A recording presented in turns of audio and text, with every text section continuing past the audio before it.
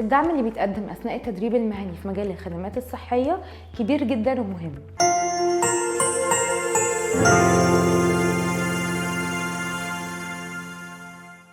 المدربين بيكونوا موجودين باستمرار ومستعدين للإجابة على أي استفسار والمساعدة في أي مشكلة تواجهك. كمان في متابعة مستمرة للمتدربين من خلال جروبات على الواتساب، واللي بيتم فيها مناقشة المحاضرات والإجابة على أي أسئلة والحل لأي تحديات بتقابلك أثناء التدريب.